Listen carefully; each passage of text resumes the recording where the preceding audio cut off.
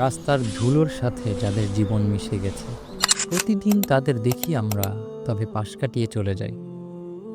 কিন্তু একবারও কি থমকে দাঁড়িয়ে জানতে চেয়েছি কেমন আছে তারা, কিছু খেয়েছে কিনা?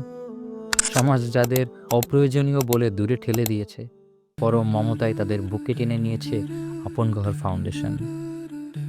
2020 সাল থেকে রাস্তায় পড়ে থাকা অসহায় এবং শারীরিক ও মানসিকভাবে অসুস্থ মানুষদের উদ্ধারে কাজ করছে তারা। অসহায় মানুষদেরকে দিচ্ছে আশ্রয়, চিকিৎসা, খাবার, মানবিক যত্ন।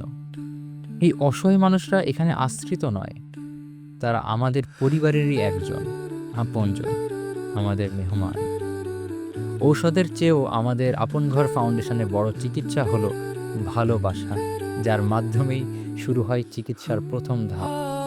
একটি ফোন পেলেই তাদের উদ্ধার করতে ছুটে যায় আপন ঘর রেস্কিউ টিম। উদ্ধার করে মেহমানদের এখানে আনার পরেই শুরু হয় তাদের নতুন যাত্রা। গোসল, চিকিৎসা, পোশাক, পুষ্টিকর খাবার, ঔষধ, সব কিছুই হয় একদমই বিনামূল্যে।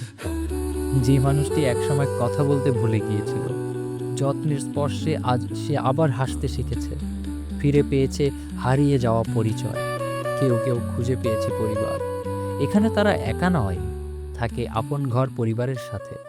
কিন্তু আজ এই মানুষগুলোর মাথার ওপর থেকে ছাদ সরে যাওয়ার ভয় তৈরি হয়েছে। ভবিষ্যৎ অনিশ্চিত। আমাদের নিজস্ব কোনো জমি নেই, ভাড়া নেওয়া জমির চুক্তিও শেষের দিকে।